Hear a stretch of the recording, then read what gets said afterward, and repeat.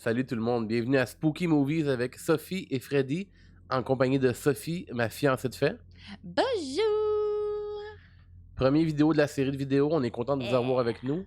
On commence avec Texas Chainsaw Massacre. Yeah. Comme on l'a dit dans la vidéo d'intro, c'est un film que j'avais pas vu encore. On l'a écouté il y a quelques jours à peine. Un film de 74, vraiment avant son temps. D'ailleurs, ici sur le wiki, je vois qu'il a été interdit dans plusieurs pays et nombreux cinémas à cause des plaintes par rapport à sa violence. Fait que c'est vraiment comme... ça a choqué la population quand c'est sorti en 74. 73 c'était Exorcist, 74 c'était Texas Ouais. Chainsaw. C'est 2 grosses années. 2 grosses années, les années 70, ça commençait fort.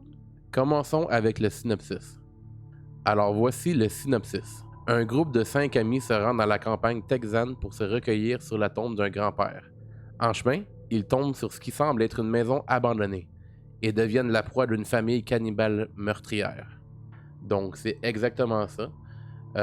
C'est un classique ça dans le fond, vraiment il y a du monde qui prêche que pour ça, là. C'est vraiment Ouais, le gros, ça a innové, là. gros culte following Texas Chainsaw, Leatherface, c'est un des slashers de la royauté slasher. Cinématographiquement parlant, le film a vraiment bien vieilli, puis c'est une des raisons pourquoi aussi il y a un cult following par rapport à ça. Là. De la façon que ça a été filmé, c'était vraiment avant son temps, puis c'est encore aujourd'hui beau à regarder.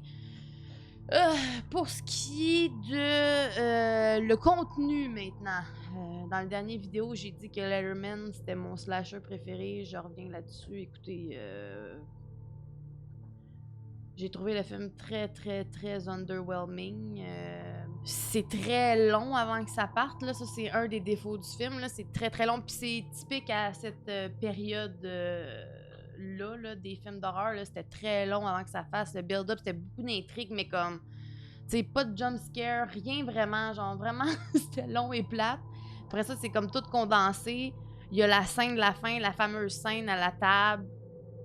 Et après ça, il vient 20 minutes de cris agressants, incessants. Genre, j'étais plus capable, là. J'étais plus capable. Fait que pour moi, ce film-là a vraiment baissé dans mon palmarès, là. Tu sais, c'est sûr que c'est ça. Cinématographiquement parlant, c'est vraiment beau, c'est vraiment bien tourné, c'est des prises de vue qui ont été innovantes qu'encore aujourd'hui les directeurs utilisent dans leur façon de tourner les films d'horreur. J'ai été déçue. Je comprends que c'est culte, je comprends que c'est comme, tu sais, pour l'époque, tu sais, dans le temps, c'était terrifiant, absolument terrifiant, mais comme, puis tu sais, j'essaie de prendre un step back puis prendre comme, tu sais, ce que ça l'a amené au cinéma d'horreur, mais je sais pas. Pour moi, c'est en bas de 5. Ouais? Ouais, le hurlement à la fin, là, m'a Ouais, ça c'est quelque chose qu'on a comme... agressé. J'ai réalisé en l'écoutant que j'ai l'impression qu'ils ont comme réalisé qu'il y avait comme le pacing, probablement, c'est sûr que c'est le plus gros défaut, là, comme vraiment, comme elle dit, avant que ça parte.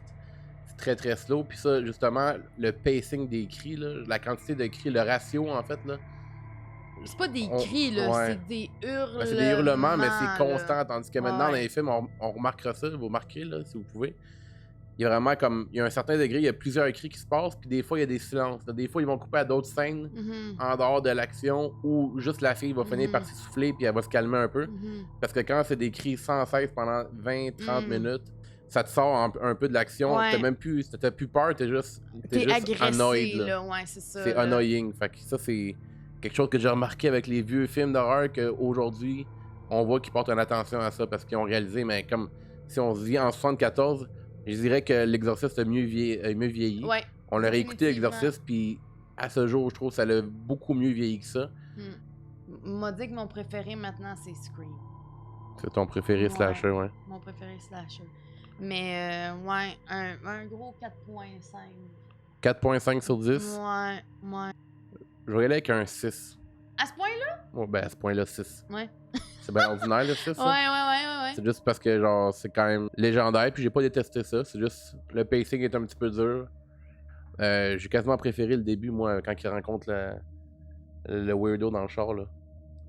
C'est quasiment ce que j'ai... Ouais. Oui, c'est quasiment ça que j'ai préféré que la famille Leatherface qui court après avec la tronçonneuse. J'ai quasiment mieux aimé ça, c'était comme un petit peu... Mais c'est parce qu'on voit rien.